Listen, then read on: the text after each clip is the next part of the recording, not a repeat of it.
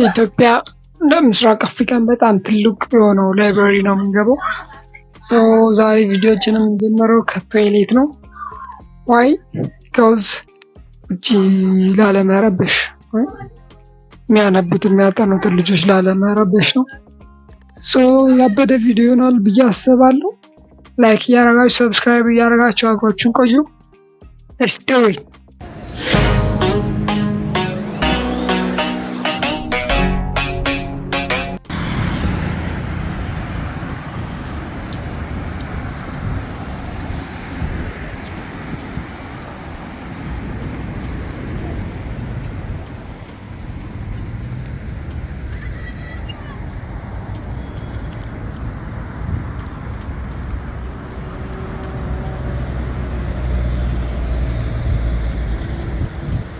በመሃል አዲስ አበባ 4 ኪሎ ላይ የሰፈረ ከድንጋይና ከብረት ብቻ ያልተሰራ ግን በእውቀት የተገነባ ይሄ አብርሆት ላይብረሪ ነው። የወደፊቱን ትውልድ እምቅ እውቀት የያዘ የወደፊቱን ትውልድ የሚሰራና በጣም ብዙ ጥቅም ያለው ቦታ።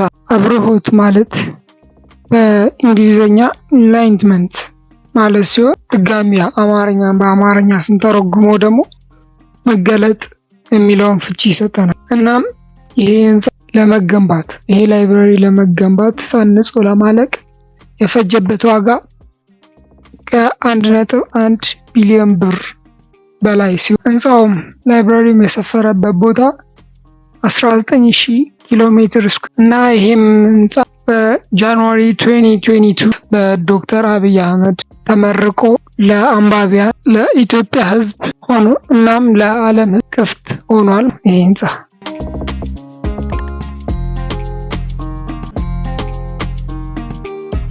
ይሄ በድንቅ ዲዛይነሮች እና አርኪቴክቸሮች የተገነባው ድንቅ ህንፃ ዲዛይን የተደረገው በዚያስ ዲዛይን ኢንተርናሽናል ሲሆን ህንፃውም ዘመናዊ አርኪቴክቸራል ዲዛይንን ከባህላዊ የህንፃ አሰራር ዘዴ ጋር አቀናጅቶ የተገነባ ህንፃ። በህንፃው ላይ ግዕዝን ጨምሮ እንግሊዝኛ፣ አረብኛ፣ ህንደኛ እና የመሳሰሉ ትርጉም ያላቸው ቃላት ይገኙበታል።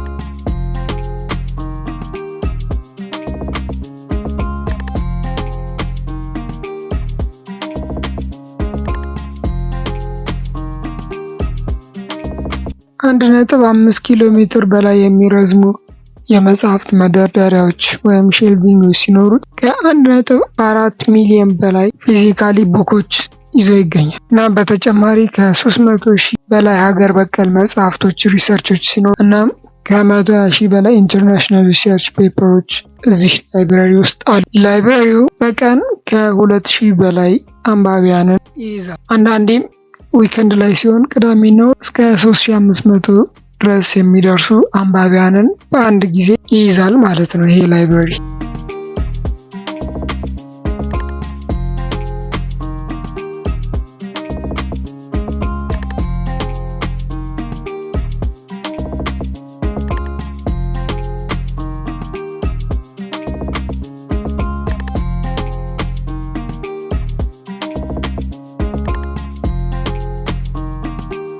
እናም ይሄ ድንቅ ላይብረሪ የተፈጥሮ ብርሃን የሚያስገባ 4 በክብ ቅርጽ የተሰሩ ፍሎሮች ሲኖሩት እነዚህ ፍሎሮች በውስጣቸው በቡድን ለሚያጠኑ ለግሩፕ ዲስከሽን የሚሆኑ ለአይነ ስውራን እና ለኢላይብረሪ ሩም ኢቭን እንደነገርኳችሁ የህፃናት አሉ። ኳይት ሩሞችም አሉ። በቃ ጸጥ ያሉ በቃ ኳይት ሩሞችን የያዘ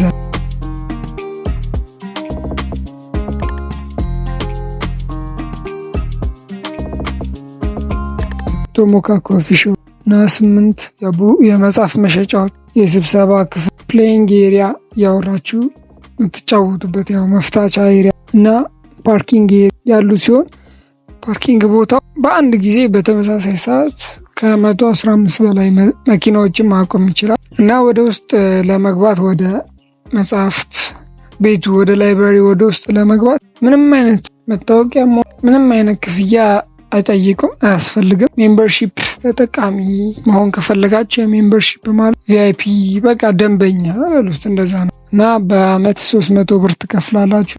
ሜምበርሺፕ ተጠቃሚ በመሆናችሁ የምታገኟቸው ጥቅሞች አንደኛ መጽሐፍ መዋስ ትችላላችሁ። ይዛችሁ ቤታችሁ ሄዳችሁ አንበባችሁ መመለስ ትችላላችሁ። ሁለተኛ ቶሞካ ኮፊ ቡና ስጠጡ ዲስካውንት አላችሁ። መጽሐፍ ስገዙ ምናምን ዲስካውንት አላችሁ።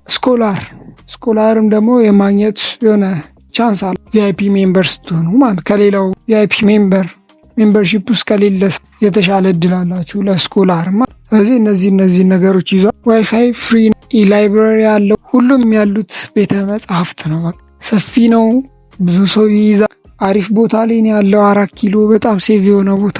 ፓርላሜንት አሉ እዛ፣ በጣም ጥብቅ ነው። የቤተ መንግስት አለ፣ እንደዚህ የብልጽግና ፓርቲ ብቻ በቃ የፓርላማ ጽህፈት ቤት ምናምን አሪፍ ሴቭ የሆነ ቦታ ሰፊ ነው። ሄዳችሁ ብትጠቀሙ ላለው ሄዳችሁ አንብቡ፣ ብታዩት አሪፍ ነው። አዲስ አበባ ያላችሁ እንዳይቀርባችሁ ጭራሽ ያው በክልል ከተሞች የምትገኙም ያው ወደ አዲስ አበባ ለአንድ ሳምንት ለአንድ ወር ምናምን እንደዚህ እረፍት ከመጣችሁ ይህንን ላይብራሪ ገብታችሁ የማታገኙት የመጽሐፍ አይነት የለም።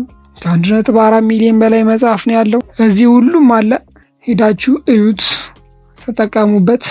አዲስ አበባ ያላችሁ ደግሞ ክረምት የሚሆን በጋም ቅዳሜና እሑድ የሚሆን እየሄዳችሁ አንብቡ፣ አጥኑ እና በጣም ጠቃሚ ቦታ ነው። አፕሪሺየትድ። እኔ ተመችቶኛል። እናንተን ተጠቀሙ እየሄዳችሁ